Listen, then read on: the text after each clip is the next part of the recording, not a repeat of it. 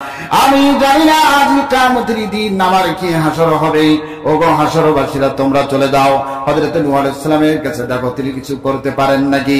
গোটা হাসরবাসীরা নূহের কাছে চলে যাবেন। হযরত নূহ আলাইহিস সালাম বলবেন, ওগো হাসরবাসীরা আমিও পারবো না, আমি জানি না আজ কিয়ামতের দিন আমার কি হাসর হবে, আমার কি বিচার হবে। যখন বন্যা এসেছিল, প্লাবন এসেছিল, আমি আমার ছেলেকে বলেছিলাম, ইয়া বুনাইয়া, ওগো ছেলে জাহাজে ওঠো। ছেলেকে যখন জাহাজে উঠতে বলেছিলাম, আল্লাহ পাক বলেছিলেন, লাইসা মিন আহলিক, ও নূহ সে তো তোমার আহাল নয়। এমন ছেলেকে যদি তুমি আহাল বলে পরিচয় দাও, নবুয়তির দপ্তর থেকে তোমার নাম কাটা যাবে। নূহ আলাইহিস সালাম বললেন, ও হাসরবাসীরা আমিও পারবো না, তোমরা চলে যাও হযরত ইব্রাহিম নবীর কাছে, দেখো তিনি কিছু করতে পারেন নাকি। হযরত ইব্রাহিম নবী বললেন, ও হাসরবাসীরা আমিও পারবো না, তার কারণ হলো আমাকে যখন মূর্তি পূজা করার জন্য রেখেছিল, আমি বলেছিলাম আমি অসুস্থ, অথচ আমি সুস্থ ছিলাম। আমি জানি না আজ কিয়ামতের দিন আল্লাহ পাকের দরবারে আমার কি হাসর হবে, বিচার হবে। হযরত ইব্রাহিম আলাইহিস সালাম তিনি বলেছিলেন, ইন্নী সাকিম, অসুস্থ, অথচ তিনি ছিলেন সুস্থ। কোন পয়গম্বর মিথ্যা কথা বলতে পারেন না। হযরত ইব্রাহিম আলাইহিস সালাম তিনি অসুস্থ কেন বলেছিলেন, ইন্নী সাকিম কেন বলেছিলেন?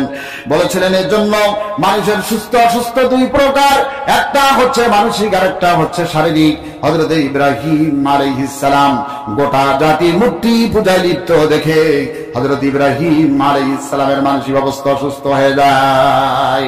এজন্য তিনি বলেছিলেন, ইন্নী সাকিম, আমি অসুস্থ। ইব্রাহিম নবী বললেন, ও হাসরবাসীরা আমিও সুপারিশ করতে পারবো না, তোমরা চলে যাও হযরত মূসা নবীর কাছে, দেখো তিনি কিছু করতে পারেন নাকি। হাসরবাসীরা হযরত মূসা নবীর কাছে চলে যাবেন। মূসা আলাইহিস সালাম বলবেন, ও হাসরবাসীরা আমিও পারবো না, তার কারণ হলো আমি কিপ্তিদের একটি সন্তানকে একটি থাপ্পড় মেরেছিলাম তাকে শাসন করার জন্য, কিন্তু সে যা আমার থাপ্পড় খেয়ে মরবে আমি জানি না। আমি জানি না যে কিয়ামতের দিন আল্লাহ পাকের দরবারে আমার কি হাসর হবে, বিচার হবে। সুতরাং ও হাসরবাসীরা তোমরা চলে যাও হযরত ঈসা নবীর কাছে, দেখো তিনি কিছু করতে পারেন নাকি। প্রিয় ভাইরা, একটু চিন্তা করুন, মাথা খাটান। ও নূহ আদম পয়গম্বর, তারাও আল্লাহর দরবারে সাহস পাবে না কথা বলার জন্য। সেখানে আপনার আমার মতো সাদা মাথা পীর সাহেবরা কিয়ামতের দিন তারা বলে, পীর সাহেবরা আমরা কিয়ামতের দিন জাহাজে করে, লঞ্চে করে মানুষদেরকে বগির মতো করে জান্নাতে নিয়ে যাবো। জোরে কন্যা নাউযুবিল্লাহ। কিয়ামতের দিন কোন জাহাজ থাকবে? জোরে বলেন, জাহাজ থাকবে? স্টিমার, লঞ্চ থাকবে? ট্রেন থাকবে না, কিছুই থাকবে না। সেই কিয়ামতের দিন কোন দল থাকবে না, কোন মিছিল থাকবে না। দলমত নিয়ে, মিছিল নিয়ে আল্লাহর দরবারে যাবে এমনটি কোন সুযোগ নাই। আল্লাহ পাক বলছেন, অকুল্লুহুম আতিহি ইয়াউমাল কিয়ামাতি ফারদা। সে কিয়ামতের দিন আমি আল্লাহ রাব্বুল আলামিনের দরবারে একজন একজন করে হাজির হতে হবে। কয়জন কয়জন করে? কোন দল থাকবে না, মিছিল থাকবে না, একজন একজন করে বিচার হবে। অত্যন্ত ক্ষিপ্ত হযরত মূসা আলাইহিস সালাম বললেন, ও হাসরবাসীরা চলে যাও ঈসা নবীর কাছে, দেখো তিনি কিছু করতে পারেন নাকি। গোটা হাসরবাসীরা হযরত ঈসা নবীর কাছে চলে যাবেন। ঈসা আলাইহিস সালাম বলবেন, ও হাসরবাসীরা আমি তো পারবই না, আমিও অপরাধী, আমি জানি না যে কিয়ামতের দিন আমার কি হিসাব হবে, বিচার হবে। ঈসা আলাইহিস সালাম বলেছিলেন, আমাকে গোটা খ্রিস্টানেরা তারা আমাকে আল্লাহর ছেলে বলেছিল। খ্রিস্টানেরা কি বলেছিল? ওয়াকালাতিন নাসারা মাসীহ ইবনুল্লাহ। ঈসা আলাইহিস সালাম বলেছেন, ওগো হাসরবাসীরা খ্রিস্টানেরা তারা আমাকে আল্লাহর ছেলে বানাচ্ছে, আমি কিন্তু তাদেরকে বলতে বলি নাই। আমি জানি না আজ কিয়ামতের দিন আল্লাহর দরবারে আমার কি হাসর হবে, বিচার হবে। ওগো হাসরবাসীরা তবে একটা কথা তোমাদেরকে বলতে পারি, আজকের এই সুপারিশের দায়িত্ব, সুপারিশের কাম কোন পয়গম্বর নিতে পারবেন না। আজকের এই সুপারিশের দায়িত্ব একজন নবী নিতে পারবেন, তিনি হলেন আখিরি জামানার বিশ্ব নবী, এই পৃথিবীর শোষিত নির্যাতিত মানুষের বিশ্বস্ত বন্ধু বিশ্বনবী জনাবে মুহাম্মদ রাসূলুল্লাহ সাল্লাল্লাহু আলাইহি ওয়াসাল্লামের কাছে চলে যাও, দেখো তিনি কিছু করতে পারেন নাকি। গোটা হাসরবাসীরা 50,000 বছর দাঁড়িয়ে থেকে হয়রান হওয়া হয়ে যাবেন। আল্লাহ নবী জনাবে মুহাম্মদ রাসূলুল্লাহ সাল্লাল্লাহু আলাইহি ওয়াসাল্লামের কাছে চলে যাবেন। যা দেখবেন আল্লাহ নবী মাকামে মাহমুদে সিজদায় পড়ে কাঁদতেছেন। আল্লাহ রাব্বুল আলামিনের দরবারে সিজদায় পড়ে কাঁদতেছেন।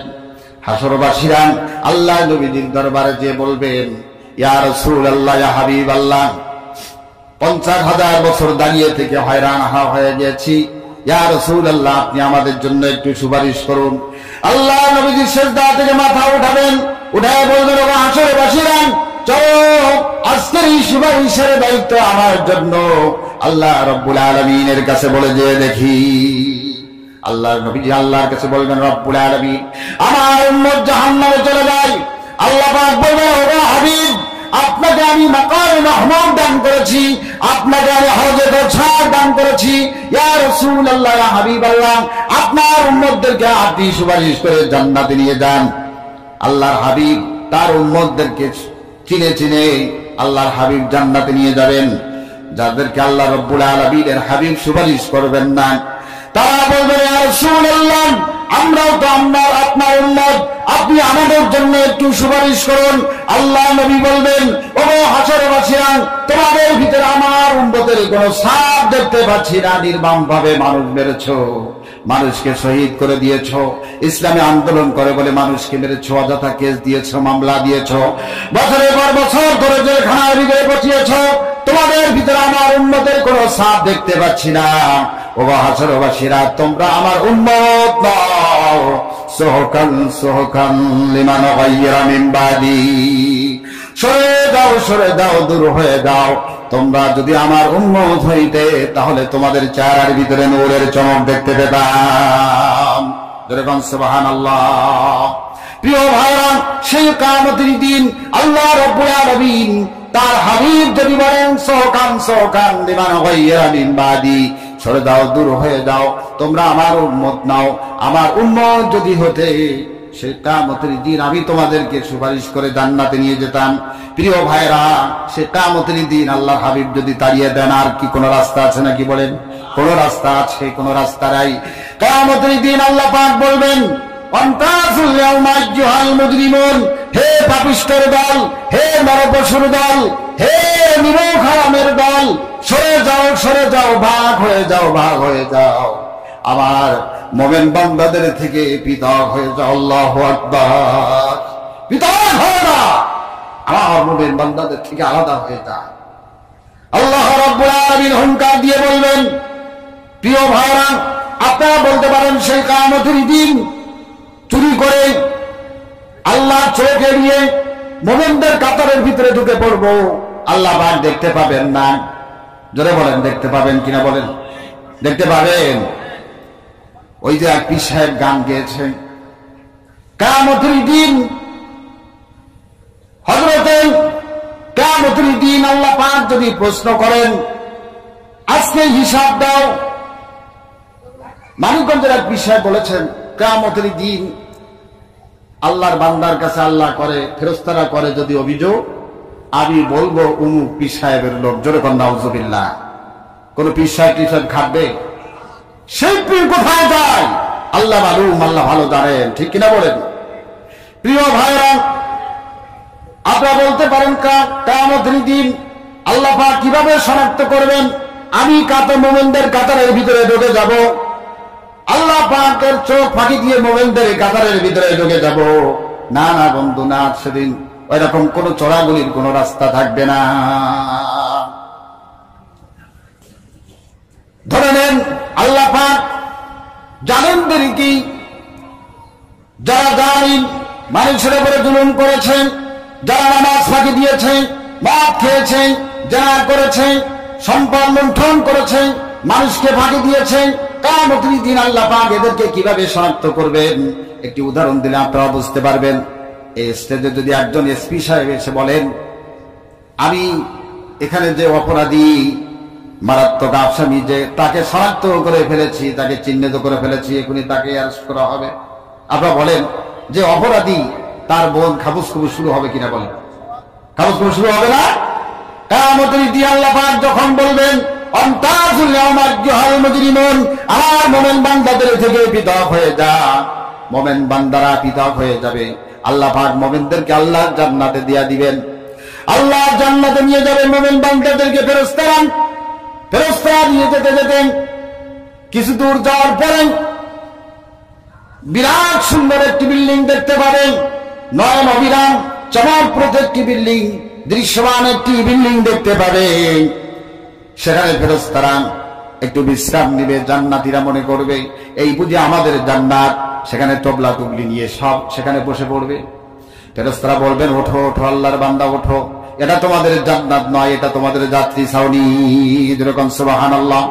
এভাবে করে আরেকটু যাওয়ার পরে আরেক জায়গায় বিশ্রাম নিবেন, এভাবে 7টি মঞ্জিল পাড়ি দিবেন। পাড়ি দেওয়ার পরে যখন জান্নাতের দরজার সম্মুখীন হবেন তখন দেখতে পাবেন লাল কার্পেট অভ্যর্থনা জানানো হচ্ছে। যেরকম সুবহানাল্লাহ। আল্লাহর ফেরেশতারা রিসিভ করার জন্য, রিসিপশন দেওয়ার জন্য ফেরেশতারা দুধারে দাঁড়িয়ে আছে। আর লাল কার্পেট দিয়া, দুনিয়ার লাল কার্পেট যত বড় রাজা বাদশা হোক না কেন, কয়েকটা পুলিশ এসে 4-5টা সেলুট মারলো, ফটফট করে রিসিপশন শেষ হয়ে গেল। আর জান্নাতীদের রিসিপশন কিন্তু এমন নয়। আল্লাহর ফেরেশতারা দাঁড়িয়ে থাকবেন রিসিপশন দেওয়ার জন্য। যখন জান্নাতে ঢুকে পড়বে, জান্নাতে ঢোকার সাথে সাথে আল্লাহ পাক বলবেন ওয়াসিকাল্লাযীনা ইত্তাকাউ রাব্বাহুম ইলাল জান্নাতি যুমারা। আল্লাহ পাক বলবেন ওয়াসিকাল্লাযীনা ইত্তাকাউ রাব্বাহুম ইলাল জান্নাতি যুমারা, ও ফেরেশতারা আমার বান্দাদেরকে ধাক্কা ধাক্কা আমার জান্নাতে নিয়ে যাও। আল্লাহ পাক পাল্টা আরেকটা আয়াতে, এর আগের আয়াতে আল্লাহ পাক বলছেন ওয়াসিকাল্লাযীনা কাফারু ইলা জাহান্নামা যুমারা। কিয়ামতের দিন আল্লাহ পাক বলবেন ও ফেরেশতারা, ও জাহান্নামের ফেরেশতারা, জাহান্নামীদেরকে গলা ধাক্কা দিয়ে জাহান্নামে নিয়ে যাও। এখন যারা জান্নাতে যাবে তাদেরকেও ধাক্কা খাওয়া লাগবে, আবার যারা জাহান্নামে যাবে তাদেরকেও ধাক্কা খাওয়া লাগবে। আয়াতে কারিমা দ্বারা এটাই বোঝা যায়। প্রিয় ভাইরা, তাহলে কি জান্নাতে গেলেও কি ধাক্কা খাওয়া লাগবে নাকি? না না না, এ কথার উদাহরণ আমি এভাবে দেই। মনে করেন এক বন্ধু অপর বন্ধুর সাথে বহুদিন পরে দেখা হয়েছে। বন্ধুর সাথে দেখা হলে পরে বন্ধু যখন আরেক বন্ধুকে পেয়েছে, বন্ধু খুব আদর আপ্যায়ন করতেছে, কিন্তু অপর বন্ধু বলছে বন্ধু দেখা হয়েছে বটে, কিন্তু তোমার সাথে আমি সময় দিতে পারবো না, চলে যেতে হবে। বন্ধু যতই আটকে ধরবেন, যতই ধাক্কা দিয়ে বাড়িতে আনতে যাবে, বন্ধুর ধাক্কানো। আর একটা উদাহরণ মনে রাখেন, মনে করেন এই এলাকা দিয়া এই জাহাপুরে সন্ত্রাসী আসামি মানুষ হত্যা করেছেন, বহুদিন ধরে পুলিশেরা হয়রান হারান হয়ে গেছে, পায় নাই। পুলিশ খোঁজ খবর করতে করতে এক পর্যায়ে জাহাপুরে পেয়ে গেছে। পাওয়ার পরে পুলিশ বলছেন ও আসামি, ও সন্ত্রাসী, বহুদিন পরে তোমাকে পেয়েছি, আজ তোমার আর ছাড়ব না। আপনারা বলুন, ফেরেশতাদের ধরা আর পুলিশের ধরা কি এক হবে নাকি? বলেন এক হবে। কিয়ামতের দিন আল্লাহ পাক জান্নাতীদেরকে জান্নাতের ভিতরে ঢুকায় দিবেন, আর জাহান্নামীদেরকে গলা ধাক্কা দিয়া জাহান্নামের ভিতরে ঢুকায় দিবেন। জাহান্নামের ভিতরে যখন চলে যাবে আল্লাহ পাক এই ব্যবস্থা করে দিবেন, জাহান্নামীরা জান্নাতীদেরকে দেখতে পাইবে, জাহান্নামীরা জান্নাতীদেরকে দেখতে পাইবেন। আর জাহান্নামীরা আফসোস করবে, হারে যাদেরকে মেরেছিলাম, যাদের বাড়ি ঘর ভেঙে দিয়েছিলাম, আগুন দিয়েছিলাম, লুটপাট করেছিলাম, যাদের নামে অনার্থক হয়রানিমূলক মামলা দিয়েছিলাম, যাদেরকে ফাঁসির মঞ্চ চড়িয়েছিলাম, আহারে দেখতে পাচ্ছি ওই যে জান্নাত, ওই জান্নাতের ভিতরে তো তারা আগে তারা আল্লাহর জান্নাতে থাকতেছে। আজ আমরা জাহান্নামে কেন এলাম? দুর্ভাগা কপাল পড়া তারা এমন আফসোস করতে থাকবে। জাহান্নামীরা লক্ষ্য করবেন আল্লাহর জান্নাতে তারা নাজ নেয়ামত খেতেছে, ভক্ষণ করতেছে, আল্লাহর জান্নাতের ভিতরে থাকতেছে। কত সুন্দর নয়ন অবিরাম পরিবেশ আল্লাহ পাক সেই জান্নাতের ভিতরে রেখে দিয়েছেন। জাহান্নামীরা এই দৃশ্য দেখেন, জাহান্নামীরা অস্থির হয়ে যাবেন। দীর্ঘদিন যাবৎ জাহান্নামে থাকার পরে পানি নাই, খাদ্য নাই, কিচ্ছু নাই, জাহান্নামীদের আকান্ত তৃষ্ণার্ত পানির পিপাসা লেগে যাবে। জাহান্নামীরা আকাশের দিকে তাকিয়ে বলবে, রব্বুল আলামিন, যদি তুমি একটু আকাশ থেকে বৃষ্টি দিতে, তাহলে আকাশের বৃষ্টি পান করে একটু পানির তৃষ্ণা মিটায় ফেলতাম।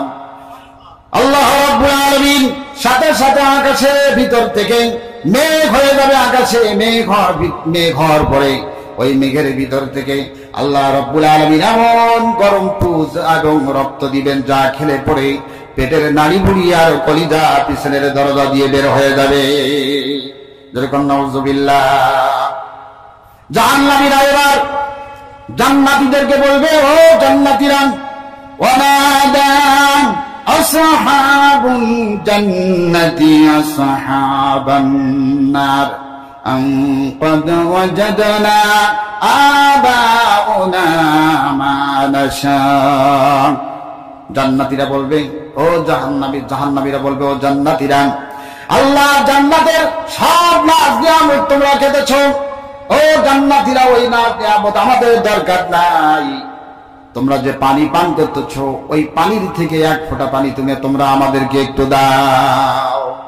জান্নাতীরা বলবেন, ওয়ানাদা আসহাবুন নারি আসহাবাল জান্নাতি আন আফিদু আলাইনা মিনাল মা।